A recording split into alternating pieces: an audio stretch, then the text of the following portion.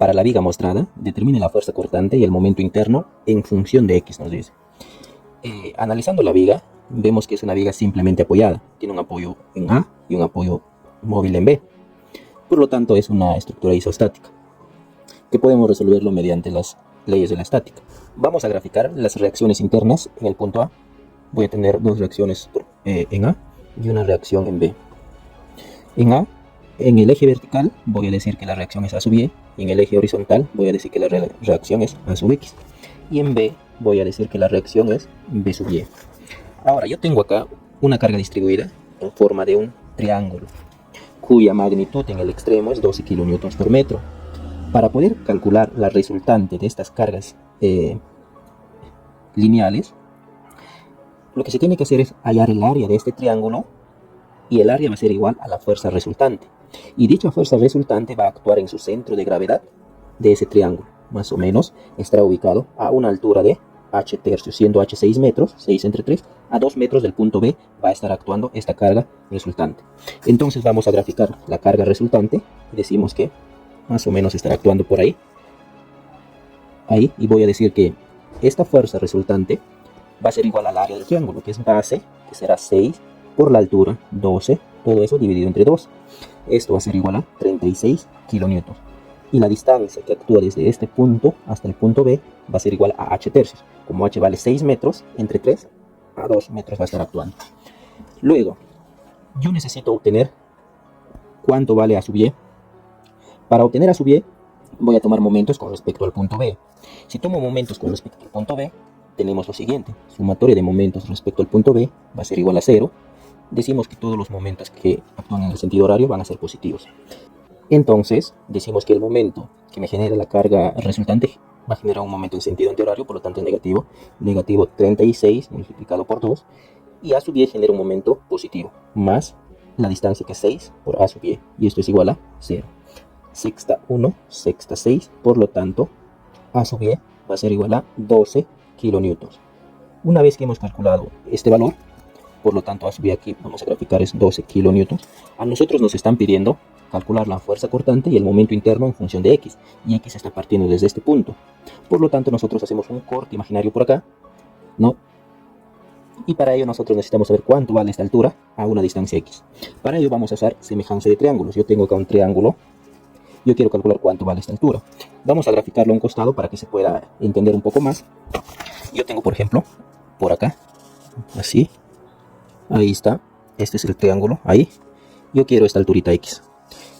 Y por dato del problema, esta altura vale 12 kN, esto vale 12 kN. Vamos a llamarlo que esto sea una altura Y, que no sé. Y esta distancia es X. Y toda esta distancia vale 6 metros. Por lo tanto, este es un rectángulo, ¿no es cierto? Por semejanza de triángulos decimos que 12 es a 6, es decir, este triángulo grandazo, 12 es a 6, así como este triángulo pequeño que vemos acá, Y es a X, así como Y es a X. Como yo quiero calcular este valor, X, Y, decimos que Y va a ser igual a 12 entre 6, 2 veces X. Ya hemos calculado cuánto vale esta alturita. Ahora, vamos a hacer un corte imaginario por este punto y vamos a analizarlo aparte. Más o menos voy a tener así, por ahí, ahí está. Y decimos que en este punto A hay una articulación. Por acá lo voy a hacer un corte imaginario y voy a decir que por acá tengo un triángulo, así. Esta es la carga distribuida. La distancia desde este punto hasta este punto es X. Y por dato del problema, esta alturita vale 2 veces X. 2 veces X. Además, hemos calculado que por acá hay una reacción y esa reacción vale 12 kN. 12 kN. Entonces nos piden calcular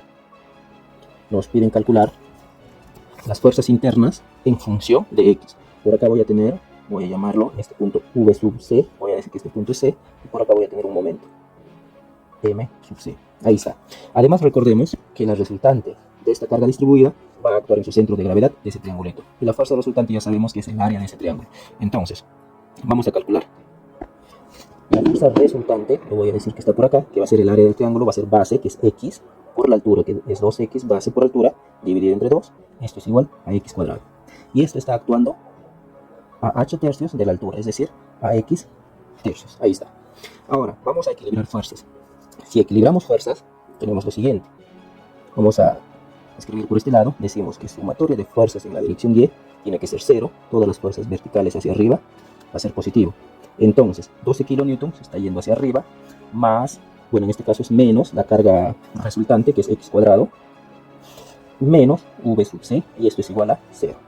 En donde la carga cortante, la fuerza cortante en C va a ser igual a 12 menos x al cuadrado. Claro, todo esto, sus unidades están en kilonewtons. Por lo tanto, esto sería la respuesta. Ahora, para poder hallar el momento, tomamos momentos con respecto al punto C. Sumatoria de momentos con respecto al punto C tiene que ser 0 por equilibrio.